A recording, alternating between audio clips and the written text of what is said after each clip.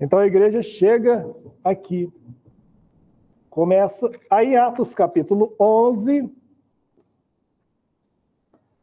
entra em essa cidade aqui, vai se tornar famosa. No finalzinho no livro de Atos capítulo 15, a Bíblia vai dizer que alguns irmãos, alguns discípulos, não dá nome para eles, cristãos anônimos. Alguns discípulos chegaram na cidade de Antioquia, começaram a pregar para os judeus de lá. Os gentios, ouvindo eles pregar para os gentios, se converteram, e eles passam então a pregar para os gentios também. E aí começa a ter uma igreja de judeus e gentios. E aí a Bíblia vai dizer algo interessante lá. E lá em Antioquia, pela primeira vez, os discípulos são chamados de... Até então, esse nome não existia. Porque os primeiros discípulos de Jesus eram chamados de nazarenos, por causa de Jesus de Nazaré, a seita dos nazarenos. Depois, os do caminho. Por quê? Por causa da frase de Jesus, eu sou o caminho, a verdade e a vida. Então, os do caminho. Mas aqui, a partir daqui, começam a chamar eles de cristãos, seguidores de Cristo. Atos capítulo 12, eu nem vou colocar aqui, porque é mais sobre a prisão de Pedro e tal. Mas no finalzinho de Atos 15, bem no final, há um relato muito interessante. A igreja de Jerusalém ficou sabendo da conversão do pessoal da igreja lá de Antioquia, que estava formando uma igreja, e tinha judeu e gentio. Então, vocês lembram que lá em Atos 8, quando os samaritanos se converteram, eles mandaram Pedro e João para verificar, né? A igreja de Jerusalém era tipo uma igreja mãe, né? Aí agora os caras sabendo envia Barnabé. E a Bíblia diz que Barnabé era um homem cheio de fé e um homem conciliador, né? Ele era pai da consolação, que vocês falavam. Então ele era um homem diplomático, conciliador. Eles enviam ele para verificar. O Barnabé, a Bíblia diz que ele chega lá, participa dos cultos, conversa com os irmãos e diz que viu que realmente era algo de Deus lá, que era Deus estava ali naquela coisa. E ele resolve ficar ali. Eu não vou voltar para Jerusalém, eu vou ficar aqui ajudando esse povo aqui. Conforme ele está ajudando, ele sentiu uma necessidade que aquele trabalho precisava de alguém comissionado, chamado para trabalhar com aquele povo gentio. E ele falou, quem que eu vou chamar? Quem que eu vou chamar? Aí ele lembrou, de anos atrás, ele tinha conhecido um jovem fariseu convertido que contou para ele, para algumas pessoas, que Deus o chamara para pregar para os gentios. Paulo, que agora tinha sumido do mapa. Paulo converteu em Samaria, foi para Jerusalém, ficou 15 dias com Pedro, ele fala, conheceu os apóstolos, e depois ele fica 3 anos na Arábia, e aí some do mapa e vai para Tarso, a cidade dele. Ninguém sabe, é os anos ocultos de Paulo, o que aconteceu lá. Ele deve ter pregado lá, alguns falam 14 anos, outros 6, né? Eu sei que é os anos ocultos do ministério de Paulo. Ele ficou lá na cidade dele, lá que ele pregou, aconteceu. Provável que é ali que ele deve ter tido alguma rejeição familiar, é bem provável. Porque Paulo, ele não era de condição financeira ruim. A família dele tinha um negócio de fabricar tendas, que era um negócio lucrativo na época. O Império Romano, o exército romano era muito grande, então só para o exército romano dava para vender muita coisa. Mas provavelmente Paulo ele era o orgulho da família. Sou hebreu de hebreu, sou da tribo de Benjamim. Ele fala que ele é descendente fariseu e era fariseu, quer dizer, foi mandado jovenzinho lá para Jerusalém para estudar os pés de Gamaliel, quer dizer, a família projetava em Paulo, cidadão romano, projetava em Paulo alguma pessoa de influência futuramente no Sinédrio, em Jerusalém, um rabino. Ele tinha uma projeção familiar. Quando ele chega em Tarso, falando que se converteu, para a seita dos nazarenos, com Jesus, ele deve ter sido desertado, provavelmente, porque depois ele fica sem condição financeira. Provavelmente, Paulo devia ser viúvo, ou ele foi abandonado pela esposa. Ele não devia ser solteiro, porque ele escreve aos casados como tendo experiência de casado. Não. Para fazer parte, os rabinos eram casados. Para fazer parte do sinédrio, que era o objetivo dele, tinha que ser casado também, né? Eles eram essa passagem que está falando é desse tempo. Gálatas 2? Então, aqui fala assim, ó, no capítulo 1, finalzinho do capítulo 1, então, depois de 3 anos, subi para Jerusalém para ver Pedro e permaneci com ele por 15 dias. Mas os outros apóstolos não ouvi, aí termina, né? Então, 14 anos depois, eu subi outra vez a Jerusalém com Barnabé, levando também Tito. Esses 14 anos não era... Não. Aí esses 14 anos é na época do concílio já de Jerusalém, próximo ali do concílio de Jerusalém. Então ele provavelmente, ou ele era viúvo, ou foi abandonado. Sei que ele fala, né? Ele fala sobre a questão do abandono do esposo, né? Lá em 1 Coríntios 7, lá. Então, pastor, certamente ele era casado. Antes da conversão, provavelmente ele tenha sido casado. Ou talvez não, né? Talvez seja na saída dele para Tarso, ele foi abandonado ali, ou ele era viúvo, que é a mais provável, né? Mas não chegou a ter filhos. Aí depois ele adota um discípulo praticamente como um filho, né? Que é Timóteo, né? Meu filho Timóteo, né? Que ele conheceu Timóteo adolescente, 16, 17 anos. Pastor, você acha assim, conjectura? Vai viajando na história, você acha que ele foi supostamente abandonado por causa da conversão dele? Pois é, não sei. Você pega os maiores biógrafos. Você pega os maiores biógrafos de Paulo. John Pollock, que tem um livro muito bom, eu li ele há muitos anos atrás, na editora Vida, chamou O Apóstolo. Ele alenca essa possibilidade. Tem um livro mais recente também, que é o do Thomas Wright, né? Muito bom também, sobre Paulo. E eu estou lendo agora, esqueci o autor, agora que estou lendo é Grosso, um livro escrito na década de 40, e que agora foi traduzido em português, excelente também. Todos eles vão para essa possibilidade. Ficar dos rabinos ser casado, fazer parte do sinédrio tinha que ser casado, da forma como ele escreve aos casados. Mas ele, depois disso, ele toma a opção do celibato. Ele se torna celibatário, por opção, ele fala, como um dom. Aí ele fala, eu dou o meu parecer, mas nem todo mundo tem a minha condição, ele fala. Escrever sobre casal, também se você casar, não. Mas... Eu faço uma pesquisa aqui, vou fazer uma pesquisa, escrevendo, eu não acho, tem que botar. Mas eu acho que a forma que ele escreve é muito segura, a forma que ele escreve. É igual quem é pai. Quem não é pai. A pessoa pode pesquisar de várias pessoas, mas ele não vai ser. É diferente. Bom, e aí Barnabé fala, peraí, e aquele irmão Saulo lá, irmão Paulo? Aí a Bíblia diz, final de Atos 11, que Barnabé vai a Tarsus.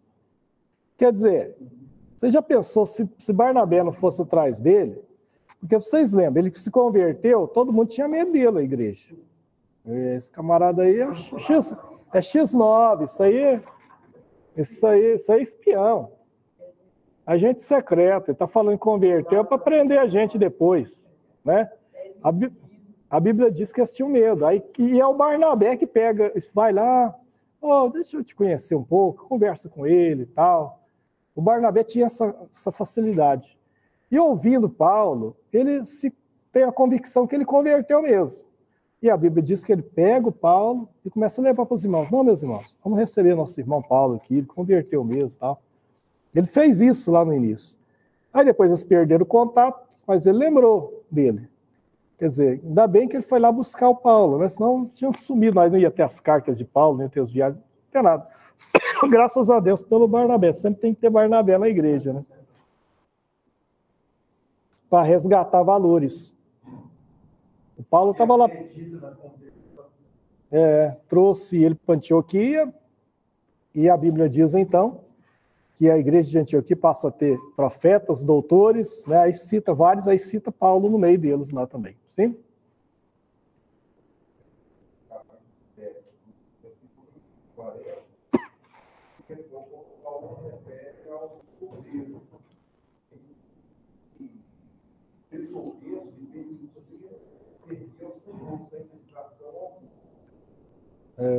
Ou sem preocupações materiais relacionadas com a família. Aí ele fala, aos viúvos e solteiros dou o meu parecer. Aos viúvos e solteiros dou o meu parecer, meu modo, né? Mas isso aí vamos dizer, a Bíblia não deixou isso claro, é conjectura. Os maiores biógrafos de Paulo apontam nessa direção. Eu vou nela também, né? E uma coisa agora com certeza. Ele não era homossexual. Não. Tem uns que falam, até esse absurdo já levantaram, né? Poder sugerir que Paulo... É difícil, né? Porque em 1 Coríntios capítulo 6 ele fala contra os efeminados. Em Romanos capítulo 1 ele fala sobre a depravação moral de Roma e cita essas coisas também. Então. Efésios, né? Quando ele fala dos deveres do casal. Pois é difícil alguém, um solteiro, pegar e doutrinar, né? Só os casados aí, sem nunca ter sido. Bom, e aí ele entra, começa lá a participar da igreja, a Bíblia diz que eles ficaram ensinando, pregando. Foi uma experiência muito rica para Paulo, que ali ele viu judeus e gentios convivendo juntos, sendo igreja junto. Isso aí provavelmente vai animar depois ele a escrever a carta, né, aos Efésios, dizendo, olha, agora em Cristo não há mais separação entre judeu e gentio, entre escravo e livre, entre homem e mulher, todos são um em Cristo Jesus. Mas é essa igreja que em Atos capítulo 13 vai enviar Paulo e Barnabé para a primeira viagem missionária. Antes do ministério dele, então foram 15 anos aproximadamente, em que um anonimato. Considerando que Jesus morreu mais ou menos em torno do ano 30, a conversão de Paulo é geralmente creditada como sendo entre o ano 33 ao ano 35 depois de Cristo, né? Então, ele se converte, 15 dias, 3 anos na Arábia, vai dar mais ou menos no ano 38. E aí ele fica sumido, provavelmente do ano 38 até lá pelo ano 44, 45. Não dá 14 anos, não. Dá quase uns 7 anos de sumidão. Porque no ano 47 ele vai fazer a primeira viagem missionária já. E ele fica um ano em Antioquia, quer dizer, até 46. Dá uns 8 anos, né? Uns 8 anos ocultos, sumidos. Mais os 3. A conversão dele ficou lá na Arábia. Na Arábia, no deserto, né? Ali provavelmente ele ficou o Antigo Testamento todinho, relendo o Antigo Testamento. Porque o que ele tinha uma teologia rabínica.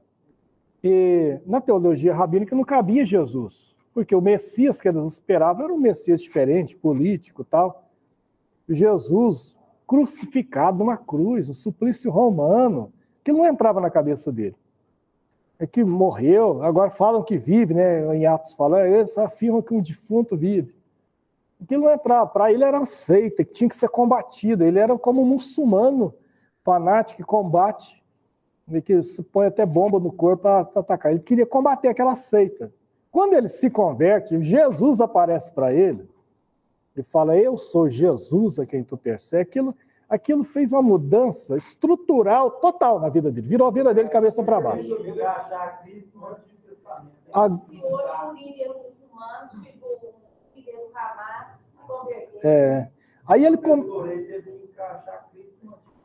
Aí ele foi reler o Antigo Testamento. Eu sou o Cristo. Quando ele começa a reler o Antigo Testamento, com Jesus, ele fala, gente, por que eu nunca vi isso? Ele estava presente desde o início. Aí começa a ver Jesus no Gênesis, né? No Gênesis, ele vê Jesus no Êxodo, no Levítico, o sacrifício, tudo preparado, no cordeiro lá, no sacrifício de Isaac, o cordeiro que estava lá reservado no lugar de Isaac, e começa a ver Jesus, tudo. Aí ele vai citar muito Isaías, ele vai citar muito os Salmos, porque ele vai ver todas as profecias messiânicas, né? Que lá mudou totalmente. Quando ele vem e faz a primeira viagem missionária, ele já... E aí a Bíblia muda, né? Fala que a partir daí ele passa a ser conhecido, como agora ele vai pregar para os gentios, ele usava o nome de Saulo, que em hebraico é o mesmo que Saul, Shaul, né? Ele era da tribo Benjamim, o rei Saul era da tribo Benjamim, quer dizer, muitos filhos homens da tribo de Benjamim recebiam em homenagem ao rei Saul, que foi o único rei da tribo de Benjamim, homenageavam pondo o nome dele, Shaul, Saulo. Mas quando ele vai agora pregar os gentios, ele passa a usar o nome grego dele, né? Paulo. Não é que era Saulo que virou Paulo, igual o hino. Na verdade, é um hino bonito, mas não é isso que aconteceu. O nome dele era Paulo. Não é que foi mudado para Paulo, não. Era o nome dele em grego, o outro em hebraico. E provavelmente ele tinha um nome em latim também. Como ele era cidadão romano, ele tinha que ter um nome em latim. Né? O Paulo, sei lá como que era. Porque todo o cidadão, Caio Júlio César, eles tinham uns nomes assim completos. Ele tinha um nome, mas como Lucas, que era grego, foi o primeiro que escreveu sobre a vida dele, isso se perdeu na história. Ninguém sabe o nome em latim que ele tinha, mas ele devia ter também. Mas ele passa a ser conhecido pelo nome grego, Paulo. Esse é o nome que nós vamos conhecer. E a graça de Deus é tão maravilhosa que o Billy Graham escreve o seguinte: quando a gente vai falar sobre Paulo, a gente não pensa no perseguidor, a gente pensa no apóstolo. Isso significa que a graça apaga os erros. É isso que vai falar, né? Onde abundou o pecado, superabundou a graça. Né? Então, ali é a primeira viagem missionária de Paulo. Aí essas viagens missionárias vão ocupar Atos, do capítulo 13, né? Aí do capítulo 13 ao capítulo 28, a gente vai ver as viagens missionárias de Paulo, do 13 ao 28. Então, ele começa a primeira viagem missionária. No capítulo 16, porque até então ele estava pregando na Ásia. Só Ásia. No capítulo 16, ele vai entrar na Europa.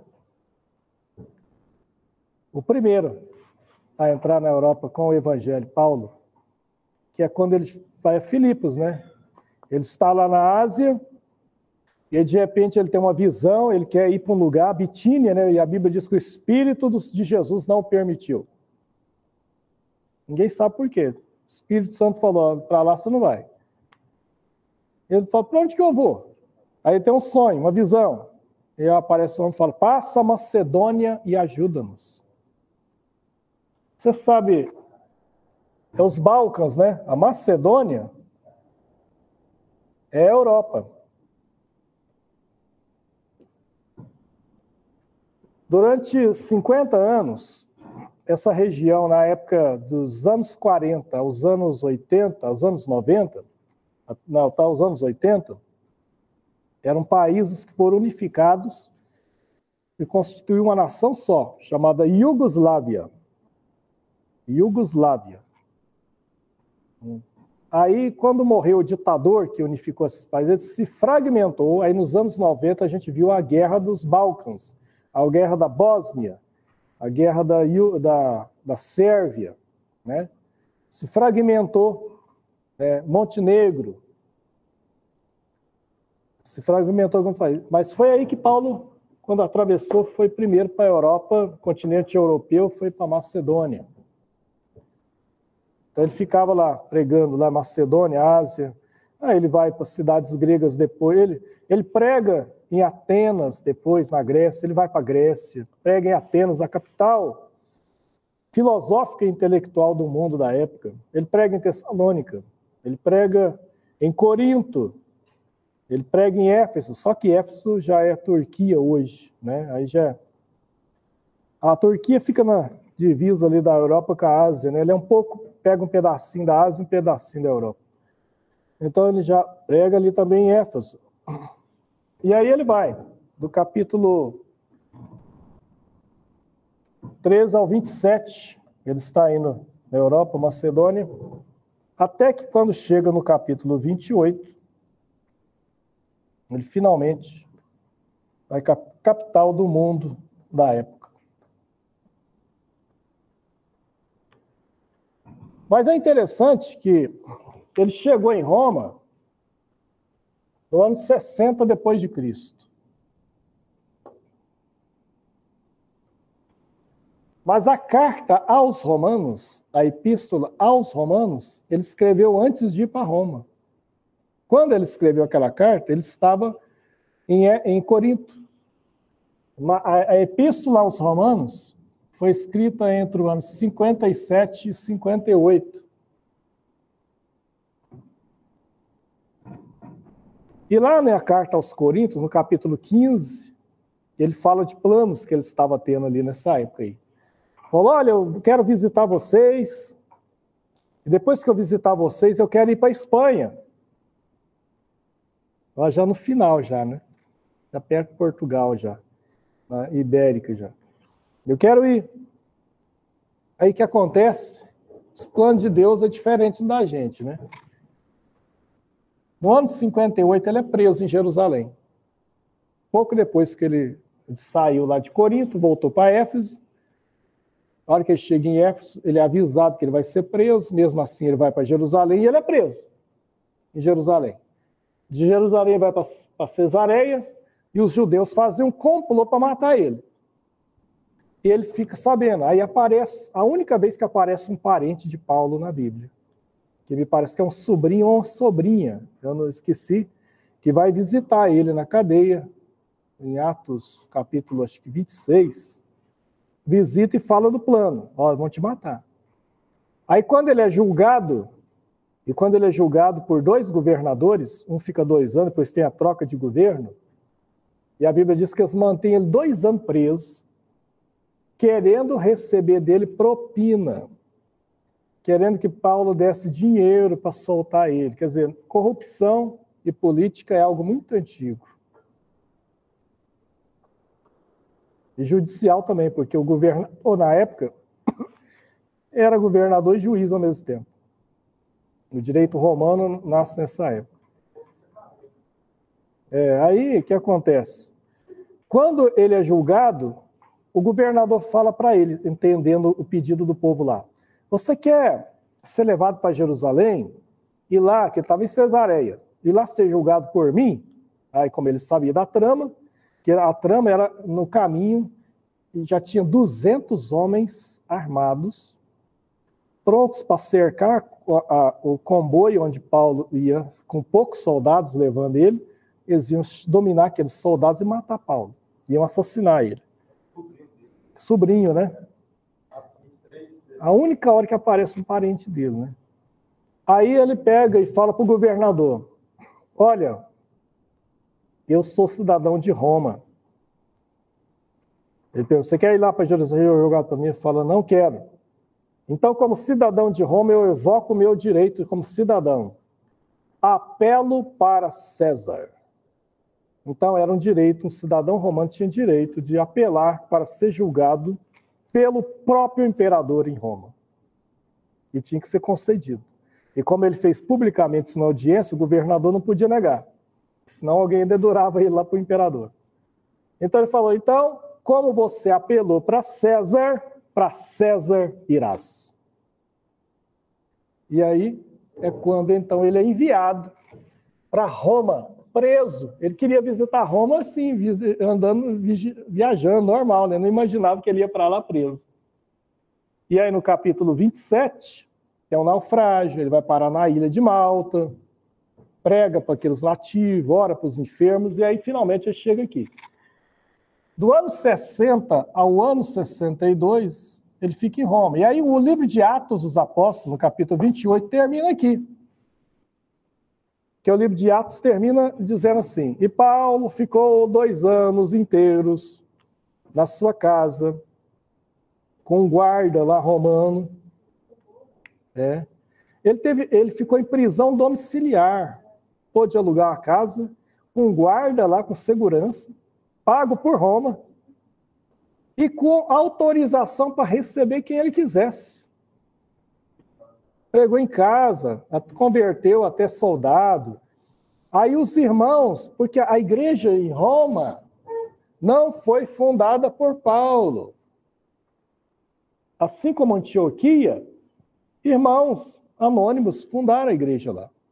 Quando ele escreve essa carta aqui, já existia uma igreja em Roma, que não foi fundada por ele. Ele fala isso na carta aos Romanos. E quando ele está lá, esses irmãos vêm visitar ele, ele prega para outras pessoas, para judeu, para gentio, 2 anos inteiros pregando. Escreve as cartas da prisão, para ver falar das cartas da prisão, Efésios, Colossenses, Filipenses, escritos tudo na época daquele lá preso lá, ele escrevia cartas. No ano 62, o livro de Atos termina como se você está vendo um filme e ele termina sem final. Já viu que esse filme termina sem final? Não tem um final. Fala, mas acabou? Acabou assim? Quem que era o rei Agripa? O rei Agripa era um título. Assim como tinha Herodes, depois Agripa, era um título. Substituiu Herodes. Ele era um governador com nome de rei. Só com pampa de rei, mas não tinha poder de rei, coisa nenhuma. Ele era um preposto de Roma. Não, eles dividiram a Palestina em 2.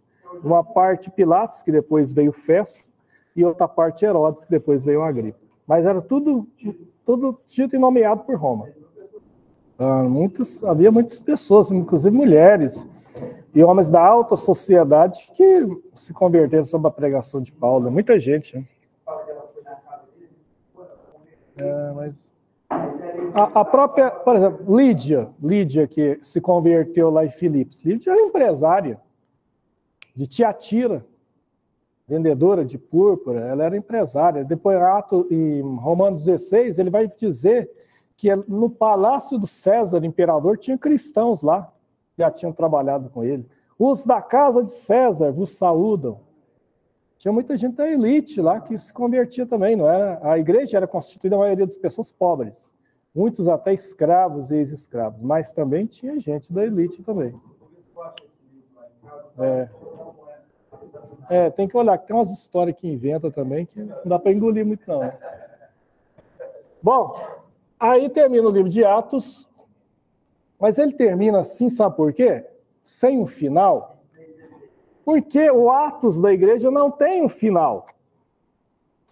Os atos da igreja continuam até hoje, até a volta de Jesus.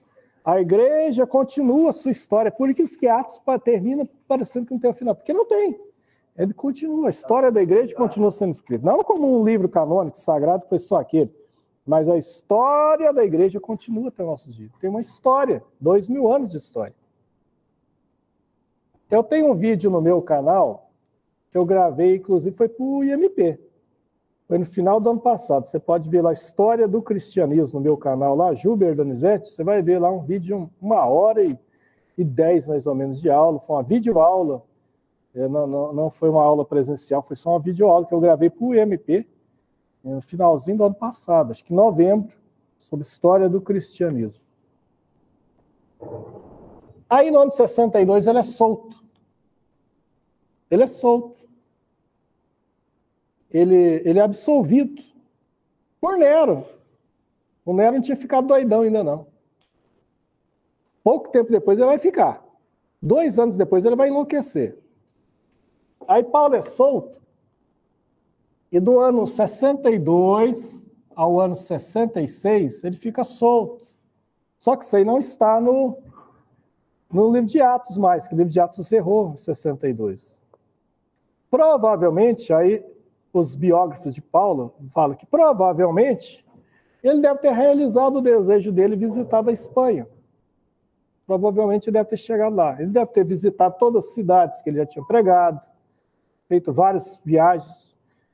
Ele escreveu a carta a Tito nesse período aí, a primeira carta a Timóteo, nesse período aí, que ele estava solto. Não é carta da prisão mais. Mas quando chega no ano 64, o Nero enlouqueceu. Pôs fogo em Roma, culpou os cristãos e começa a perseguição dos cristãos. Quando chega no ano 66, tanto Paulo como Pedro são presos e levados a Roma. Pedro não era cidadão romano.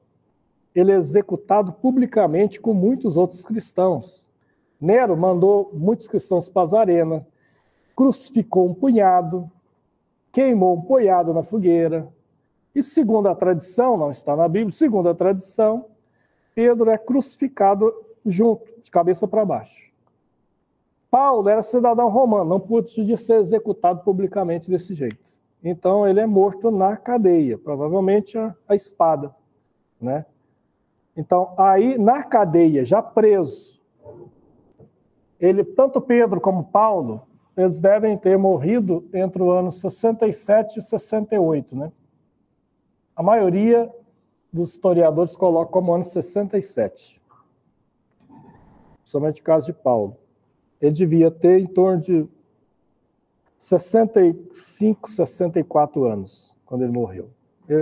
Quando ele fala Paulo velho, ele não era tão, na verdade, ele não morreu tão velho assim. Pedro devia ser mais velho um pouco, né? Pedro devia ser mais ou menos a idade de Jesus, né? Então, Pedro devia estar beirando 70 anos, mais ou menos, né? Ele era um pouquinho mais velho que Paulo. Paulo nasceu entre o ano 1, a maioria acredita entre o ano 1 e o ano 6. A maioria coloca o ano 2, né, ano 3, como o ano que ele nasceu. Só João não foi martirizado. Só João. Então, aí ele escreve, enquanto ele está preso pela última vez agora, entre o ano 66 ao ano 67, ele escreve a última carta dele, que é a 2 Timóteo. Já é um testamento, já é uma despedida, onde ele fala para Timóteo, olha, ele fala o problemão que ele estava passando, né? Ele fala da prisão dele, que parece que era recente. Olha, lembra de pegar meus livros que eu deixei em Troade? Eu deixei uma capa, né? Eu fui preso, já tinha tido uma audiência, não teve ninguém com ele na audiência, né? Ele fala, todos me abandonaram, exceto Lucas, quer dizer, ele fala que só Lucas estava com ele. Todos me abandonaram, exceto Lucas. Demas, que era lá da igreja, amou mais o presente século.